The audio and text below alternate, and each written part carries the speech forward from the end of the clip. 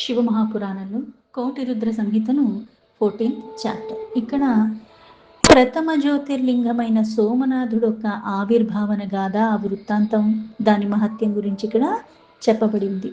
ఋషయ ఊచుహు జ్యోతిషాం చైవ లింగానాం మాహత్యం కథయాధునా ఉత్పత్తిం చ తథా తీషాం బ్రూహి సర్వం యథాశ్రుతం.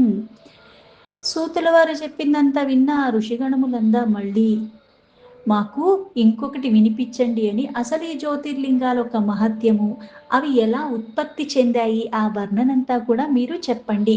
మీరు ఏదైతే విని ఉన్నారంటే వాళ్ళ గురువుల దగ్గర నుంచి సూతుల వారు ఏదైతే విని ఉన్నారో అది మాకు చెప్పండి, అవన్నీ విశేషాలు మాకు వినాలనుంది అని అడిగారు.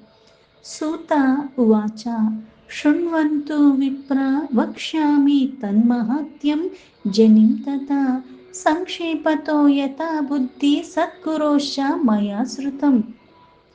సూతుల వారు ఆ ఋషులకి ఇలా చెప్తున్నారు. అంటే ఆ జ్యోతిర్లింగాల యొక్క మహత్యము, వాటి ఉత్పత్తి విషయాలన్నీ కూడా నేనేదైతే మా సద్గురు దగ్గర నుంచి విని ఉన్నానో దాన్నే సంక్షిప్తంగా, నా బుద్ధి కంటే విని ఉన్నది మనకి యథాతథంగా గుర్తుంది అంటానికి ఉండదు సాధారణంగా అయితే. అందుకే నా బుద్ధికి అనుసరించి నాకు ఎంతైతే గుర్తుందో అంత మేరకు నేను విన్నది మీకు యథాతథంగా అలానే చెప్తాను, మీరు కూడా జాగ్రత్తగా వినండి అన్నారు. యతేషాం చైవ మాహత్యం వక్తుం వర్షశతైరపి శక్యతేన మునిశ్రేష్టాస్తథాపి కథయామివః. ఓ ఋషులారా, కొన్ని వందల సంవత్సరాల క్రితం వీటి యొక్క మాహత్యం వర్ణన ఏదైతే ఉన్నదో, అంటే ఇక్కడ అన్ని సంవత్సరాలు గడిచిపోయినా సరే ఈ వర్ణన ఏదైతే మొదలు పెట్టామో అది అప్పటికి కూడా అవ్వదు. అయినప్పటికీ కూడా నేను చెప్పటానికి ప్రయత్నం చేస్తాను. సోమనాథశ్చ తేషాం వై ప్రథమః పరికీర్తితః తన్మహాత్మ్యం శృణు ముని ప్రథమం సావధానతః.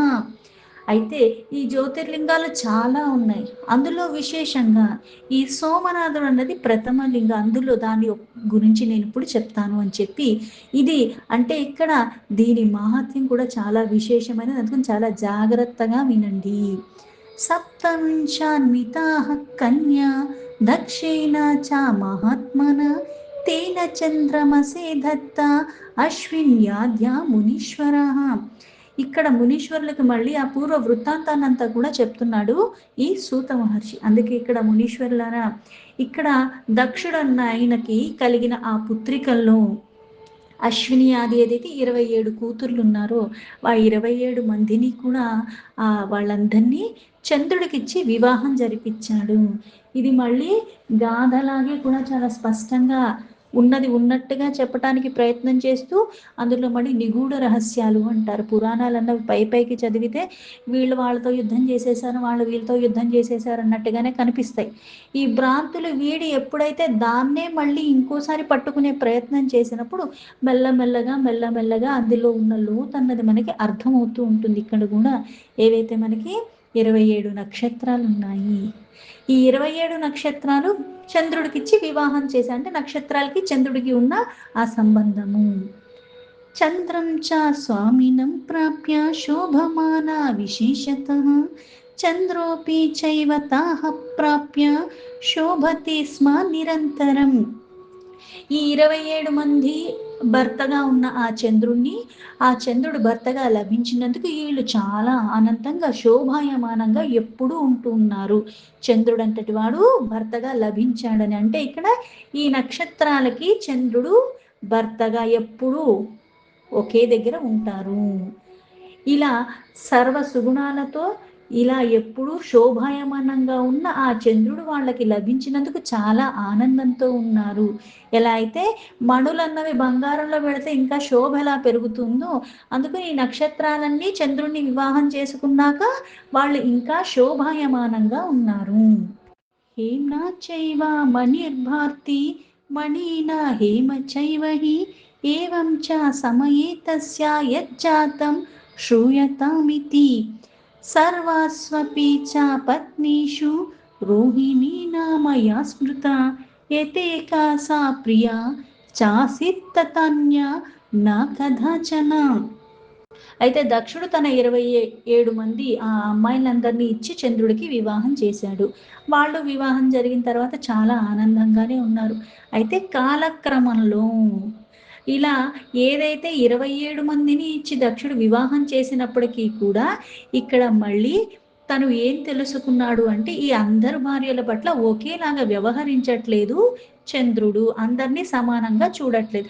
అందరిలోకి కూడా రోహిణి అన్న మీద చాలా మక్కువగా ఉన్నాడు. ఆవిడ మీద ఎక్కువ ప్రేమను చూపిస్తూ ఉన్నారు. ఇంకా వేరే వాళ్ళని పట్టించుకోవటం మానేశాడు. అంతగా వాళ్ళనేమి పెద్దగా పట్టించుకోవట్లేదు. ఈ రోహిణి మీద ఎక్కువగా ప్రేమని చూపిస్తూ ఉన్నాడు చంద్రుడు. అన్యాశ్చ దుఃఖమాపన్నాః పితరం శరణం యయుః గత్వా తస్మై చ యద్దుఃఖం తథా తాభిర్ నివేదితం.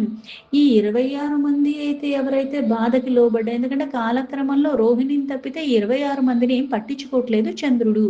అందుకని భర్త పట్టించుకోనందుకు ఏం చెయ్యాలి అని ఏమీ తోచక వీళ్ళందరూ కూడా ఆ దుఃఖంలో ఉండి తన తండ్రికి దగ్గరికి వెళ్ళారు. ఆయన్నే శరణు వేడుకుని ఈ వృత్తాంతాన్నంతా కూడా ఆయనకి చెప్పుకున్నారు. అంటే మమ్మల్ని పట్టించుకోవట్లేదు, మాకు ఇంత దుఃఖాన్ని ఇస్తున్నాడు అని నివేదించుకున్నారు తండ్రికి. దక్షః స చ తథా శ్రుత్వా దుఃఖం చ ప్రాప్తవాంస్తథా సమాగత్య ద్విజశ్చంద్రం శాంత్యావోచత్ వచస్తథా. ఈ మాటలన్నీ విన్న తర్వాత దక్షుడికి కూడా దుఃఖం వచ్చింది. ఎందుకంటే ఇంతమందిని ఇచ్చి పెళ్లి చేస్తే ఒక అమ్మాయిని బాగా చూసుకుని తతమ వాళ్ళందరినీ బాగా చూసుకోవట్లేదు. ఈ అమ్మాయిని బాగా చూసుకున్నందుకు సంతోషపడాలా, వీళ్ళని చూసుకోనందుకు దుఃఖపడాలా అంటే దుఃఖమే ఉంటుంది. అందరినీ స్వీకరించినప్పుడు అందరినీ సమానంగానే చూసుకోవాలి. అందుకుని మళ్ళీ దక్షుడు చంద్రుడి దగ్గరికి వెళతాడు శాంతిపూర్వకంగా. అంటే ఇక్కడ చేస్తున్నది తప్పు అని అది మార్చుకోవటానికి ప్రయత్నం చేయని చాలా శాంతియుతంగానే చెప్తాడు దక్షుడు. దక్ష ఉవాచ విమలీ చాకులీ త్వం హి సముత్పన్నః కళానిధి ఆశ్రితేషు చ సర్వేషు న్యూనాధిక్యం కథం తవ. దక్షుడు చంద్రుడి దగ్గరికి వెళ్ళి, ఓ చంద్ర, నువ్వు ఉత్తమమైన కులంలో ఉత్పత్తి చెందిన వాడివి. పైగా అందరూ కూడా అందరి పట్ల కూడా ఒకే రకంగా వ్యవహారం చెయ్యటమే ఉచితమైనది. అలా కాకుండా దానికి విరుద్ధంగా నువ్వు ఎందుకు వ్యవహరిస్తున్నావు? కృతం చేతత్ కృతం తచ్చ న కర్తవ్యం త్వయా పునః వర్తనం విషమత్వేన నరక ప్రధీమిరీతం. అయితే ఇక్కడ నువ్వు ఇలా అందరి పట్ల ఒకలాగా కాకుండా భేదభావం చూపిస్తున్నావు. ఒకరి పట్ల ఎక్కువగా వేరే వాళ్ళని నువ్వు తిరస్కరించినట్టుగా వ్యవహరిస్తున్నావు. ఇది మంచిది కాదు. అందుకు నేను ఏదైతే నీకు చెప్తున్నానో జాగ్రత్తగా విని ఇటువంటి మళ్ళీ చెయ్యకు. ఇప్పుడుది జరిగిపోయింది కానీ ఇక మీదట అలా నువ్వు మళ్ళీ వ్యవహరించకు. ఇలా వ్యవహరిస్తే గనక ఇది మళ్ళీ నరక ప్రాప్తి కలిగేలాగా జరుగుతుంది అని చాలా మృదువుగా చెప్పాడు దక్షుడు. సూత ఉవాచ దక్షశ్చైవం చ సంప్రాప్య చంద్రం జామాతరం స్వయం జగామ మందిరం స్వావై నిశ్చయం పరమం గతః. సూతులు వారు మళ్ళీ ఆ ఋషులకు ఇలా చెప్తున్నారు. దక్షుడు తన అల్లుడైన చంద్రుడితో ఈ ప్రకారంగా ప్రార్థనాపూర్వకంగా, అంటే ఇక్కడ హెచ్చరించటం కాకుండా చాలా నెమ్మదిగా చెప్పవలసిన విధానంగా చెప్పాడు, మళ్ళీ నొచ్చుకోకుండా ఉండటానికి. చెప్పేసి దక్షుడు తన గృహానికి తను వెళ్ళిపోయాడు. ఎందుకంటే ఇప్పుడు నేను చెప్పాను కాబట్టి మళ్ళీ ఇటువంటి చెయ్యడు అన్న నమ్మకంతోనే దక్షుడు మళ్ళీ వెళ్ళిపోయాడు. చంద్రోపి వచనం తస్య నచకార విమోహితః శివమాయా ప్రభావేన యయా సమ్మోహితం జగత్. అయితే ఎంత వినమ్రంగా చెప్పినప్పటికీ కూడా దాని ప్రభావం ఏమీ చంద్రుడి మీద కలగలేదు. ఎందుకు అంటే మళ్ళీ యథాతథంగా ఆ దక్షుడు మాటలు విన్నాడు కానీ దాన్ని ఏమి పట్టించుకోకుండా చంద్రుడు మళ్ళీ అదే చేస్తున్నాడు. ఎందుకు అంటే శివమాయ ప్రభావంతో మోహానికి లోబడిపోయాడు. అంటే జగత్తునే మాయా మోహానికి లోబడేలా చేసిన వాడు ఇక్కడ ఎవరినైనా మోహానికి లోబడేలానే చెయ్యటానికి సర్వము తన ఆధీనంలో ఉన్నప్పటికీ కూడా తను మాత్రం మాయకి లోబడడు. మాయనే తన ఆధీనంలో పెట్టుకున్నవాడు పరమేశ్వరుడు ఒక్కని. ఆ పరమాత్మే అనేకమై మళ్ళీ లీలలు చేస్తూ ఉంటాడు. దేనికి మక్కువ చూపించకుండా, దేనివల్ల ప్రభావితం కాకుండా ఎల్లవేళలా ఒకేలాగా సర్వవ్యాపి అయిన పరమాత్మ ఒక్కడే శక్తియుక్తంగా ఉంటున్నవాడు. ఏ నామంతో పిలుచుకున్నా, ఏ రూపాన్ని తీసుకున్నా అదంతా ఉన్నది ఆ పరమాత్మయే. కానీ ఇక్కడ ఈ మోహం అని చెప్పింది ఎందుకు అంటే, మన బుద్ధి భ్రమలకి లోబడేలా చేస్తుంది. అదొక్కసారి లోబడింది, కోరిక వచ్చింది అంటే ఏమవుతుంది అంటే మళ్ళీ మళ్ళీ మళ్ళీ దిగజారిపోయేలాగే ఉంటాం తప్పితే, చేస్తుందేంటి, మనం ఎలా ఉండాలి అన్న ఆలోచన కూడా మన మదిలోకి రాకుండా అయిపోతుంది. శుభం భావి యథా యస్య శుభం భవతి తస్య వై అశుభం చ యథా భావి కథం తస్య శుభం భవేత్. అందుకే ఈ మాయామోహాలకి లోబడిపోయిన చంద్రుడు అంటే ఎవరైతే ఈ మాయామోహాలకి లోబడతారో దాని కారణంగా ఏమవుతుంది అంటే శుభాలు జరగవు. శుభాలు ఎందుకు జరగవంటే ఈ కోరిక కారణంగా, ఈ భ్రమలకి కారణంగా, మాయకి మోహానికి లోబడిన కారణంగా విచక్షణ కోల్పోయేది మనము. ఈ విచక్షణ కోల్పోయి చెయ్యరాని పనులు చేసినప్పుడు దుఃఖాలే వస్తాయి, సుఖాలు వచ్చే అవకాశం లేదు. అందుకే ఇక్కడ శుభాలు జరగవు, అశుభాలే జరుగుతూ ఉంటాయి. అందుకే అంటే ఇక్కడ మంచి చేస్తే మంచి వస్తుంది, చెడు చేస్తే చెడే వస్తుంది. నీకు చెడు దావద్దు అనుకున్నప్పుడు నువ్వు చెడు చెయ్యకుండా ఉండాలి. ఆ భావనైనా నీ మదిలో రాకుండా ఉంటేనే. అందుకే ఇలా ఎవరైతే మోహాలకి లోబడిపోయి ఉంటారో వాళ్ళు ఎప్పటికైనా సరే ఎటువంటి శుభాలు వాళ్ళకి జరగనే జరగవు. చంద్రోపి బలవద్ భావి వశాన్మీని నా తత్వచః రోహిణ్యాం చ సమాసక్తో నాణ్యం మీనే కదాచన తచ్చుత్వా పునరాగత్య స్వయం దుఃఖ సమన్వితః ప్రార్థయామాస చంద్రం సా దక్షో దక్ష సునీతితః. అయితే ఈ చంద్రుడు ఇంకా సరే అదే అంధకారంలో ఉన్న కారణంగా, మోహం అన్నది చాలా తీవ్రంగా ఉన్న కారణంగా, దానికి లోబడిపోయిన కారణంగా ఇక్కడ మళ్ళీ అదే చేస్తున్నాడు. అంటే రోహిణి పట్ల తప్పితే వేరే వాడిని మళ్ళీ ఏమీ పట్టించుకోవట్లేదు. అయితే తను చెప్పిన తర్వాత కూడా ఇదే వ్యవహారం చంద్రుడు నడిపిస్తున్న కారణంగా రోహిణి పట్ల తప్పితే ఇంకా ఎవరి మీద ఆసక్తి చూపించని ఆ చంద్రుడి పట్ల మళ్ళీ దుఃఖానికి లోబడిన దక్షుడు, ఎందుకంటే తన పుత్రికలు మళ్ళీ బాధకి లోబడుతున్నారు. అందుకని మళ్ళీ తానే స్వయంగా వచ్చి చంద్రుడితో మళ్ళీ నీతిపూర్వకంగా మళ్ళీ చెప్తాడు. దక్ష ఉవాచ శృణ్యతాం చంద్ర యత్పూర్వం ప్రార్థితో బహుధా మయా నామానితం త్వయా యస్మాత్ తస్మాత్ త్వం చాక్షయీ భవ. అంటే రెండోసారి చెప్పటానికి వస్తాడు కానీ ఇక్కడ వినేలాగా ఏమీ కనిపించడు చంద్రుడు. అందుకే దక్షుడు మళ్ళీ చంద్రుడితో ఇలా చెప్తాడు, ఓ చంద్ర ఇప్పుడు విను, నేను నీతో చాలా చక్కగా ప్రార్థనగా ప్రేమగా చెప్పాను కానీ నువ్వు నా మాట వినలేదు, మళ్ళీ అలానే వ్యవహరిస్తున్నావు. అంటే నీ వ్యవహారంలో మార్పేమీ రాలేదు. బుద్ధి అన్నది మనకి భ్రమలకి లోబడిపోయినప్పుడు మన వ్యవహారంలో కానీ మన చర్యల్లో కానీ ఎక్కడా మార్పు రాదు. ఆ మోహాన్ని వీడితే వస్తుంది, ఆ మోహాన్ని వీడకపోతే అది వచ్చే అవకాశం లేదు. అందుకే నేను చెప్పింది నువ్వు వినని కారణంగా ఇప్పుడు నేను నీకు శాపం ఇస్తున్నాను. ఏమని? నీకు క్షయరోగం వస్తుంది అని. సూత ఉవాచ ఇత్యుక్తి తేన చంద్రో వై క్షయీ జాతః క్షణానిహ హాహాకారో మహానాసి తద్దేంతో క్షీణతాం గతి. సూతుల వారు మళ్ళీ ఆ ఋషులకి ఇలా చెప్తున్నారు. ఈ ప్రకారంగా దక్షుడు ఏదైతే చంద్రుడికి శాపం ఇచ్చేశాడో మరుక్షణంలోనే ఆ క్షయరోగం వచ్చేసింది చంద్రుడికి. అప్పుడు క్షీణించటం మొదలుపెట్టాడు. ఇంకా ఈయన క్షీణిస్తూ ఉంటే మొత్తం హాహాకారాలు వచ్చేసాయి అన్ని వైపుల నుంచి, చంద్రుడు క్షీణించకపోతున్నాడు అని. దేవర్షయస్తథా సర్వే కిం కార్యం హా కథం భవేత్ ఇతి దుఃఖం సమాపన్న విఫల అవభన్ముని. ఇలా ఎప్పుడైతే చంద్రుడు క్షీణిస్తున్నారో ఆ సమయంలో దేవతలు ఋషులు కూడా అందరూ హాహాకారాలతో ఇప్పుడు ఏం చెయ్యాలి, ఈ చంద్రుడు అన్నవాడు కళాహీనంగా అయిపోతున్నాడు, ఇలా అయిపోతే మళ్ళీ ఎలా అయితే పగలు రాత్రి అన్నవి మళ్ళీ సూర్యచంద్రుల మీద ఆధారపడి ఉన్నవి. ఇక్కడ అన్నీ లయంగా ఉంటేనే ఒక రకంగా ఉంటుంది. అక్కడ ఎక్కడన్నా శృతి తప్పినా ఎలా తప్పినా వినసొంపుగా వినటానికే అయితే అది వేరు. కానీ ఇక్కడ గతి మారిపోతూ ఉంది. అందుకని ఇవన్నీ కూడా దుఃఖప్రాయంగా అవుతాయని వీళ్ళందరూ కూడా ఇప్పుడు ఇలా అయిపోతే ఎలాగా, దీని నుంచి మళ్ళీ సవరించేది ఎలాగా, ఇది దుఃఖాలకి కారణమైపోతుందంతా అంతా నశించిపోతుంది అని వాళ్ళందరూ దుఃఖానికి లోబడ్డారు. విజ్ఞాపితాశ్చ చంద్రేణ సర్వే శక్రాదయః సురాః ఋషయశ్చ వసిష్ఠాద్య బ్రాహ్మణం శరణం యయుః.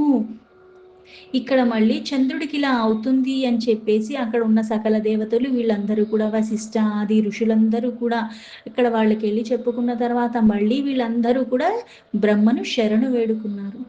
గత్వాపి తథా ప్రోచుస్తద్వృద్ధం నిఖిలం ముని బ్రహ్మణో ఋషయో దేవా నత్వా నృత్వాతి విఫలాః.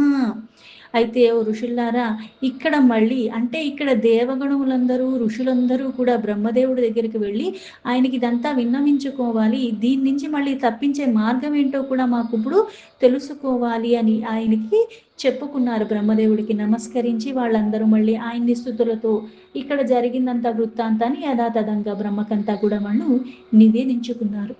బ్రహ్మాపి తద్వచః శ్రుత్వా విస్మయం పరమం యయౌ శివమాయాం సుప్రశస్య శ్రావయస్తానువాచః. బ్రహ్మ కూడా వాళ్ళ మాటలంతా విని చాలా ఆశ్చర్యానికి లోబడ్డాడంటే శివమాయ ఎటువంటిదో అంటే ఆ మాయకి ఎవడన్నా లోబడాల్సిందే.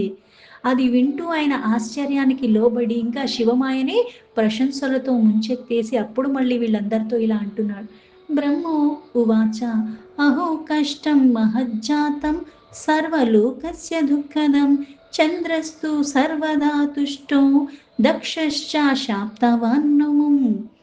ఆ బ్రహ్మ మళ్ళీ ఈ ఋషి గణములతో దేవతా గణములతో ఇలా చెప్పారు. అంటే ఈ సకల జగత్తే దుఃఖానికి కారణమైనది. ఈ చంద్రుడికి క్షయరోగం వచ్చి అది క్షీణించకపోతే ఇది చాలా కష్టాలకి మూలం అవుతుంది. అయితే చంద్రుడు నిజంగా ముందు నుంచి కూడా చాలా దుష్ట స్వభావం కలిగి ఉన్నవాడే. ఇప్పుడు ఈయన చేసిందే తప్పు అంటే ఇప్పుడు మళ్ళీ దానికి తగ్గట్టుగా దక్షుడు కూడా దీనికి శాపం ఇచ్చేశాడు. ఏవైతే 27 నక్షత్రాలు అంటే మళ్ళీ ఒక్కొక్క నక్షత్రం ఒక్కొక్క రోజు ఉంటాడు చంద్రుడు. ఇది మనకి అందుకే ఒక్కొక్క రోజు ఆ ఒక్కొక్క నక్షత్రం అనేది మారుతూ వస్తుంది. అందుకే మనం ఒక సమయంలో పుట్టాము అంటే అప్పుడు మళ్ళీ ఉన్న నక్షత్రం బట్టి జన్మ తీసుకున్నాం అన్నట్టుగా మనకు వస్తూ ఉంటుంది. అయితే ఇప్పుడు ఇలా ఒక్కొక్క నక్షత్రం ఉండవలసిన చంద్రుడే అది తప్పి రోహిణితోనే ఎక్కువ ఉంటున్నాడు. అంటే అక్కడ అది మళ్ళీ గతి తప్పింది. ఇది తప్పింది కదా అనుకుంటే మళ్ళీ ఇప్పుడు దక్షుడు వచ్చి చంద్రుడినే క్షీణించేలాగా చేశాడు. అంటే మొత్తానికి లేకుండా పోతుంది. అందుకని ఒకటికి ఇంకొకటి సర్వం దుష్టేన చంద్రేణ కృతం కర్మాప్యనేకశః శ్రూయతాం ఋషయో దేవాశ్చంద్రకృత్యం పురాతనం. ఈ చంద్రుడు అన్నవాడు దుష్టుడు. అయితే ఇదే కాదు, చాలా దుష్కర్మలు చెయ్యకూడనివన్నీ ఇంతకు పూర్వం చాలానే చేసి ఉన్నాడు. దేవతల్లారా ఋషుల్లారా, మీకు ఇంకా సరిగ్గా తెలియదు. అంటే ఇది ఇప్పుడు కాదు, ఎప్పటి నుంచో అలాగే చేస్తున్నారు. ఆ కృత్యాలు అప్పటి నుంచి చేస్తున్నవి చాలా ఉన్నాయి, అవి చెప్తాను కొన్ని అని చెప్తున్నాడు. బృహస్పతిర్గృహం గత్వా తారా దుష్టేన వైహృత తస్య భార్య పునశ్చైవ సాధిత్యాన్ సముపస్థితః. ఈ చంద్రుడన్న దుష్టుడు మళ్ళీ దేవతలకు గురువు అయిన బృహస్పతి. ఆ బృహస్పతి ఇంటికి వెళ్ళి బృహస్పతి భార్య అయిన తారని అపహరించుకుని వెళ్ళిపోయాడు. దాని తర్వాత మళ్ళీ దైత్యులతో కలిసి దేవతలతో కూడా యుద్ధం చేసి, అంటే దైత్యుల పక్షంలో ఉండి దేవతల వైపు కాకుండా వాళ్ళకి వ్యతిరేకంగా దేవతలతోనే యుద్ధం చేసి ఉన్నాడు. సమాశ్రితస్తథా దైత్యాన్ యుద్ధం దేవేశ్చకారః మాయాత్రినా నిషిద్ధశ్చ తస్మై తారాం దదౌ శశి. ఇలా యుద్ధం చేయటమే కాకుండా అప్పుడు నేను అత్రి వెళ్ళి చంద్రుడితో చెప్పాము, ఆయనకి అర్థమయ్యేలా చెప్పి అన్నీ చేస్తే అప్పుడు బృహస్పతికి తన భార్య అయిన తారని మళ్ళీ తిరిగి ఇచ్చాడు చంద్రుడు. తాం చ గర్భవతీం దృష్ట్వా నా గృహామితి సోబ్రవీత్ అస్మాభిర్ వారితో జీవః కృచ్ఛాజ్జగ్రాహ తాం తథా. అయితే ఈ తార చంద్రుడి దగ్గర నుంచి అయితే వచ్చింది కానీ అప్పటికే గర్భవతిగా ఉన్న తన భార్యనైన తారని చూసిన బృహస్పతి ఈవిడ్ని నేను గ్రహించను అన్నాడు, స్వీకరించను అన్నాడు. తర్వాత మేమందరం కూడా బృహస్పతి ఇలా చేస్తూ ఉంటే అతన్ని నివారించాము. కొన్ని కష్టాల తర్వాత అప్పుడు ఆయన తారను స్వీకరించాడు. యది గర్భం జహాతిహ గృహామిత్యబ్రవీత్ పునః గర్భే మయా పునస్తత్ర త్యాజితే ముని సత్తమాహ. బృహస్పతి మళ్ళీ ఇదే చెప్పాడు, అంటే గర్భవతిగా వచ్చిన తన భార్యను తను స్వీకరించను. అయితే ఈవిడ్ని నేను నిజంగా స్వీకరించాలి అంటే ఈ గర్భాన్ని ఆవిడ త్యాగం చేసేయాలి, అప్పుడు ఆవిడ్ని నేను స్వీకరిస్తాను అని. అయితే మహర్షుల్లారా, అప్పుడు నేను వెళ్ళి తారకి ఆ గర్భత్యాగం చెయ్యమని చెప్పాను. కస్యాయం చ పునర్గర్భాః సోమస్యేతి చ సాబ్రవీత్ పశ్చాత్తేన గృహీత సా మయా చ వారితేన వై. నేను వెళ్ళి తారకైతే చెప్పాను కానీ మళ్ళీ ఇది ఎవరి గర్భము అంటే ఇక్కడ బృహస్పతి తండ్రా లేకపోతే చంద్రుడా అని నేను అడిగాను. అయితే ఇది చంద్రుడుక్క గర్భము అంటే చంద్రుడుక్క సంతానం అని చెప్పింది తార. దీని తర్వాత బృహస్పతి నేను చెప్పానని అప్పుడు మళ్ళీ తారను గ్రహించాడు. దీంతో శివ మహాపురాణంలో కోటి రుద్ర సంహితలో 14 చాప్టర్లో 30 శ్లోక సంపూర్ణం.